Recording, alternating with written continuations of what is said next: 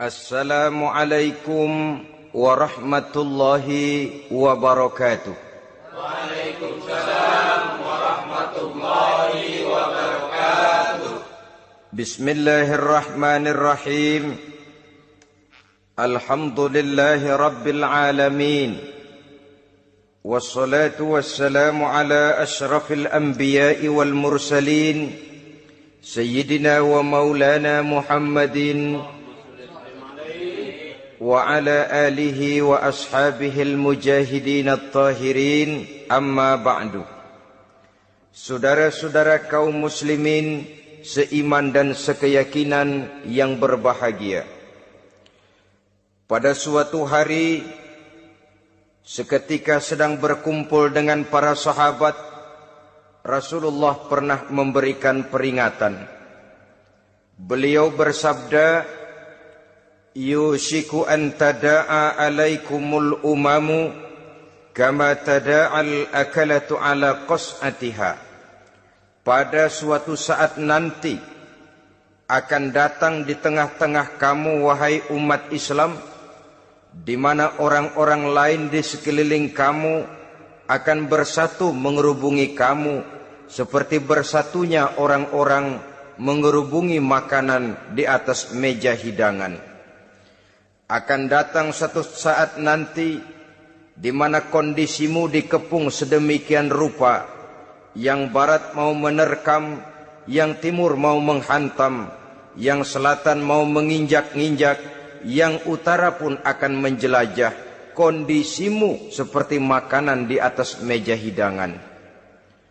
Sebagian sahabat merasa heran dan terkejut, lalu mereka bertanya, amin qillati nahnu yawma izin ya Rasulullah? Apakah jumlah kami pada waktu itu sedikit ya Rasul?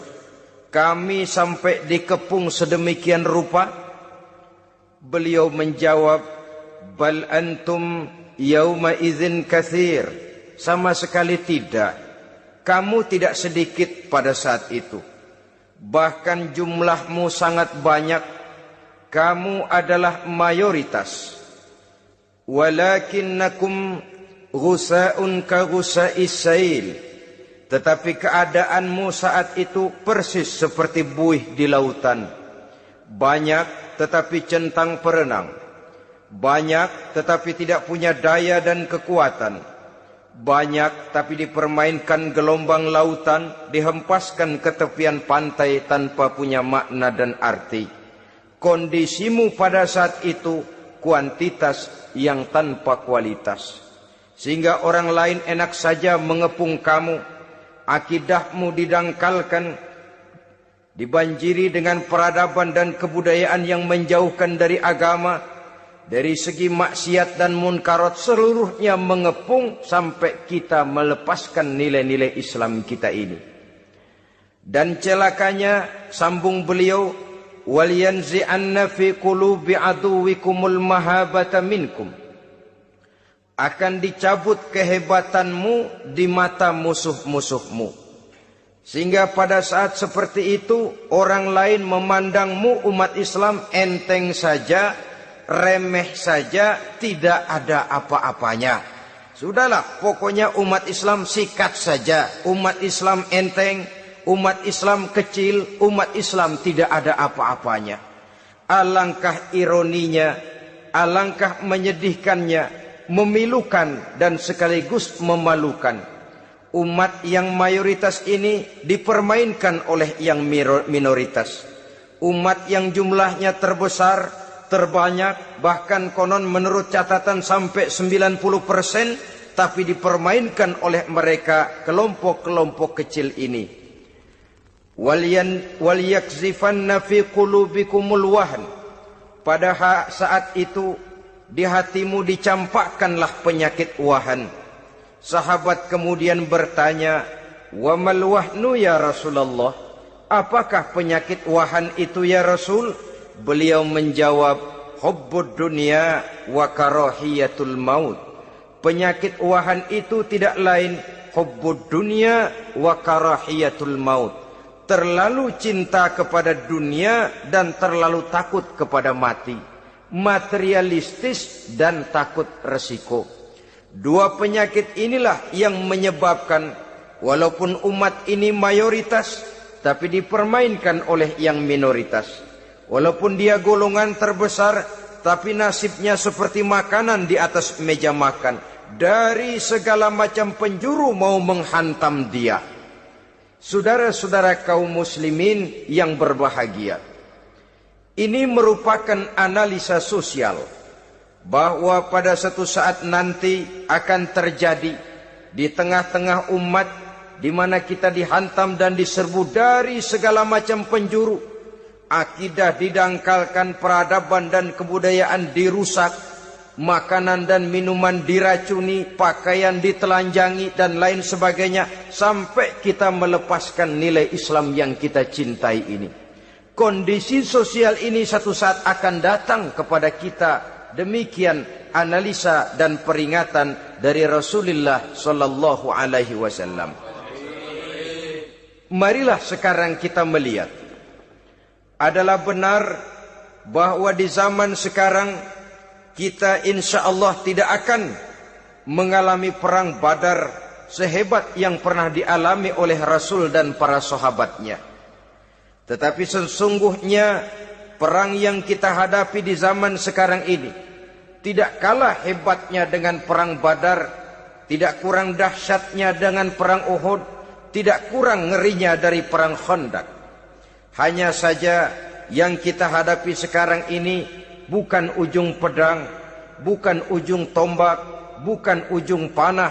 Yang kita hadapi sekarang ini adalah perang akidah, perang ideologi, perang mempertahankan keyakinan. Yang kalau kita kalah sekarang, kita memang masih beragama. Tetapi anak kita, cucu kita, generasi yang akan hidup 5, 10, 20, 30 tahun yang akan datang, wallahu a'lam bissawab. Islam, saudara-saudaraku, tidak mungkin hilang dari dunia. Tetapi tidak mustahil Islam gulung tikar dari desa kita. Tidak mustahil Islam gulung tikar dari kampung dan kota kita, jikalau kita tidak menjaganya, jikalau kita tidak memeliharanya, bahkan jikalau kita tidak mewariskannya kepada anak-anak kita, generasi yang akan datang. Marilah kita mengingat sejenak bagaimana Islam di Spanyol yang pernah jaya, pernah mewarnai daratan Eropa, dan yang sekarang hanya sekedar tinggal ceritanya saja. Ini pernah diperingatkan oleh Rasul dalam satu hadis, sayati ala ummati zamanun la yabqal Islam illa ismun wala minal Qur'an illa rasmun. Akan datang satu masa di tengah umatku di mana pada masa itu Islam ada tapi hanya tinggal sekedar namanya saja, dan Quran pun ada tapi cuma sekedar tinggal tulisannya saja. Apabila kita tidak mewariskan ini kepada generasi yang akan datang, maka serbuan-serbuan dari berbagai macam penjuru dari hari ke hari semakin kita rasakan kehebatannya. Tidak mustahil sejarah Spanyol akan terjadi di desa kita, akan terjadi di kampung kita, akan terjadi di kota kita. Orang Spanyol kalau mereka cerita kepada anaknya, mereka akan cerita, "Nak, di sini dulu ada masjid." Kapan, Pak? Dulu bener dah. Banyak orang Islam kalau hari Jumat pada sembahyang, kapan itu, Pak? Dulu sekali. Sekarang cuma sekedar tinggal ceritanya saja. Bukankah sesuatu yang sangat tidak mustahil apabila kita tidak menjaga dan mewariskan Islam ini kepada generasi yang akan datang? Maka serbuan-serbuan akan membawakan hasil yang diinginkan oleh para penyerbu itu tadi. Kita sudah menjadi umat yang mayoritas, tetapi umat yang mayoritas ini menurut Rasul dikepung sedemikian rupa, akidahnya didangkalkan, peradaban dan kebudayaannya ditekan sedemikian rupa, kehidupan sosialnya dibuat individualis, Kemudian dari segi pergaulan, pakaian, makanan, minuman dan sebagainya diracuni, sampai dia tidak lagi berpegang teguh kepada agamanya. Dan dikala itu hilang kehebatan umat ini di mata musuh-musuhnya. Orang lain memandang kita ringan saja, enteng saja, satu umat yang sudah kehilangan wibawa. Padahal konon kabarnya kita mayoritas, tapi enak saja dikutak-kutik orang lain. Dan dikala itu di hati kita merajalela penyakit wahan. Penyakit wahan itu apa? Pertama, hubbud dunia, terlalu cinta kepada dunia. Terlalu cinta kepada dunia yang menyebabkan kita lupa. Lupa akan tanggung jawab dan kewajiban. Lupa meneruskan dan mewariskan Islam kepada generasi yang akan datang. Kita berlomba hanya untuk mengejar dunia dan seluruh isinya. Baik dia bernama material, baik dia bernama seksual, baik dia bernama pangkat, jabatan dan kedudukan, berlomba-lomba kita di dalamnya. Sampai tercampaklah penyakit hubbud dunia di dalam hati ini. Berurat dan berakar dunia itu, sulit dan berat kita berpisah daripadanya. Akibatnya kemauan untuk berbuat demi dan atas nama agama sangat sulit terwujud di dalam kehidupan ini. Yang kedua, karahiyatul maut, terlalu takut kepada mati. Baik mati ajal, mati dalam artian yang sebenarnya, baik mati usahanya, baik mati karirnya, baik mati pangkat dan jabatannya. Sehingga dengan demikian akibatnya jatuhlah kita menjadi umat yang kehilangan wibawa di mata orang lain. Saudara-saudara kaum muslimin rahimakumullah. Saya katakan tadi, perang yang kita hadapi di zaman sekarang adalah perang akidah. Perang menghadapi peradaban dan kebudayaan yang menghancurkan moral daripada anak-anak kita. Perang menghadapi banjirnya maksiat dan munkarat. Yang di tengah-tengah itu, di samping berkewajiban menjaga diri dan keluarga, kita pun juga berkewajiban menjaga anak-anak kita, generasi yang akan datang. Mengarahkan dan mendidik mereka sesuai dengan yang dikehendaki oleh Allah Subhanahu wa ta'ala. Oleh sebab itu, pada pertemuan kali ini yang akan saya bicarakan ialah bagaimana idealnya seorang muslim lebih dahulu memberikan pendidikan kepada anak-anaknya. Di tengah satu situasi dan kondisi di mana serbuan datang silih berganti melanda dan menghantam umat Islam, kemana anak-anak kita ini harus kita arahkan? Karena kita orang tua mempunyai tanggung jawab. Anak adalah amanah. Menyia-nyiakan amanah adalah dosa. Dan dosa itu merupakan satu dosa yang besar. Bahkan orang tua bisa saja masuk neraka kalau tidak bertanggung jawab tentang anak-anaknya. Satu riwayat menjelaskan, ada orang soleh, ngajinya cukup, sholatnya cukup, puasanya cukup, zakatnya cukup, di mana ada majelis taklim hadir, baca Quran hobi, fitnah orang tidak pernah.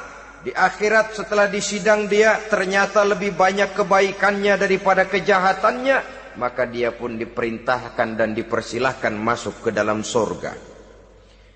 Giliran anaknya disidang, biang okem nih anak. Ditanya, siapa Tuhanmu? Tidak tahu. Siapa nabimu? Tenyaho.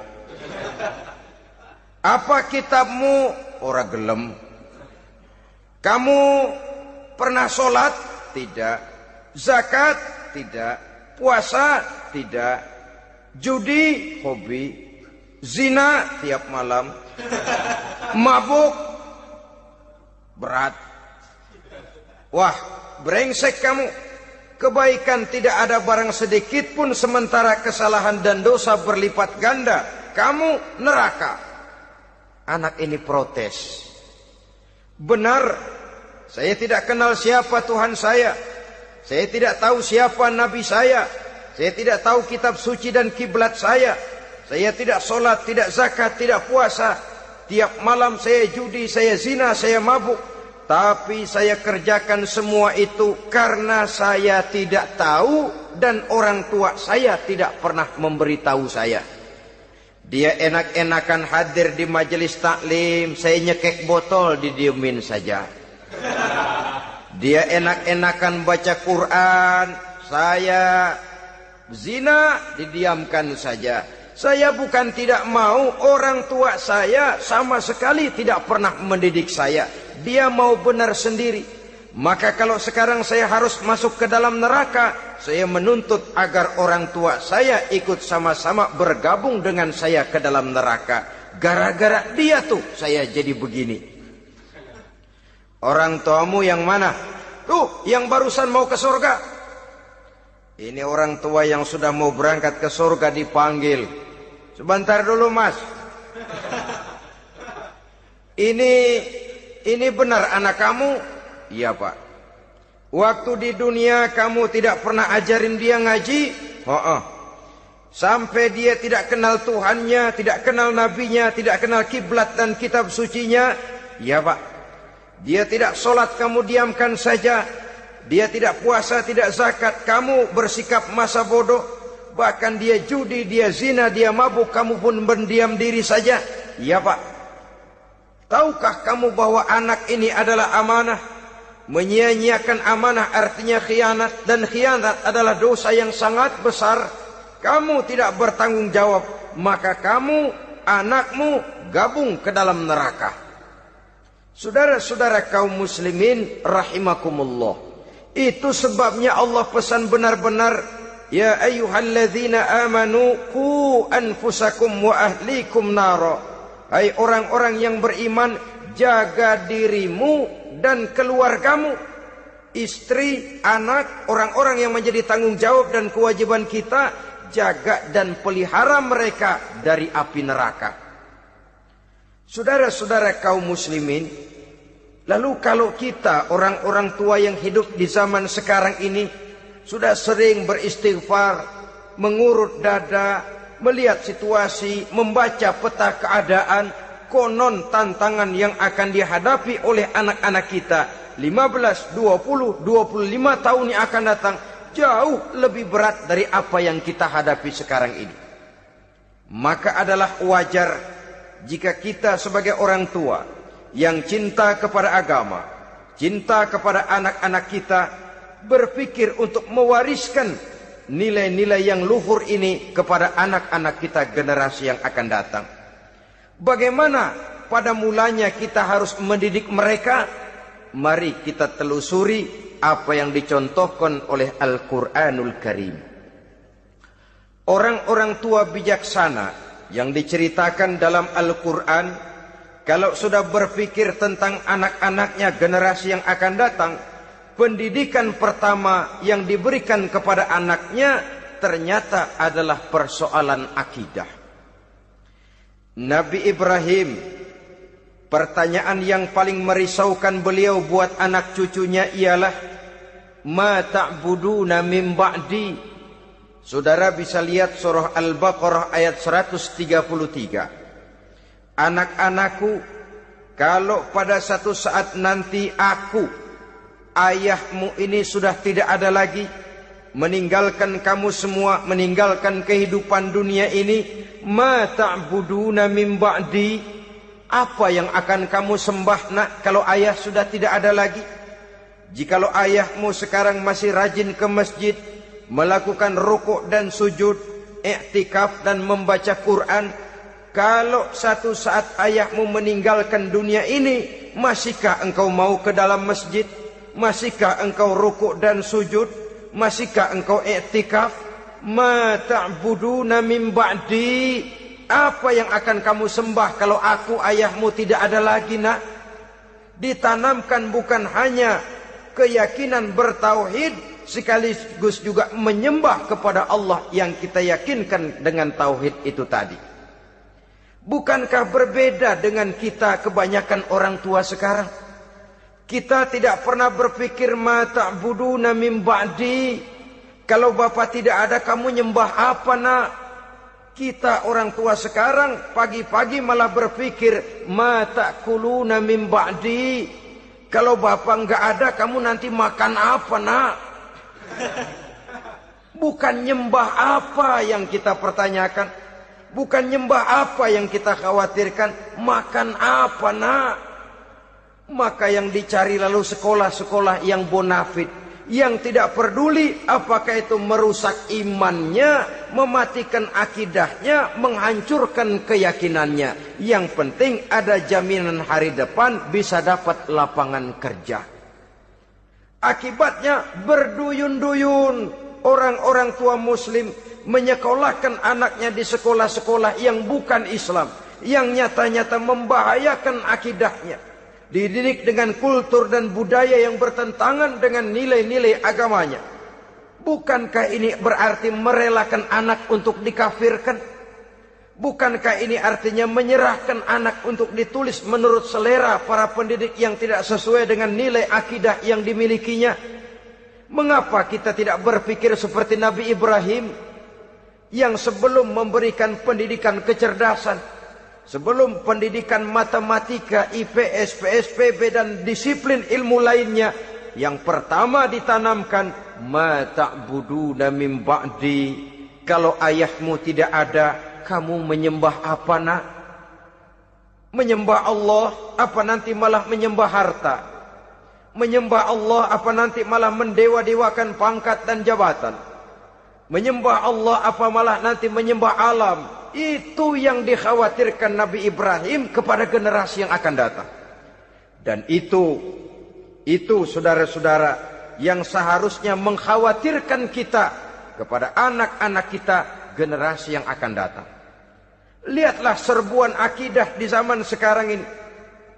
Dimanfaatkan kemiskinan kita umat Islam.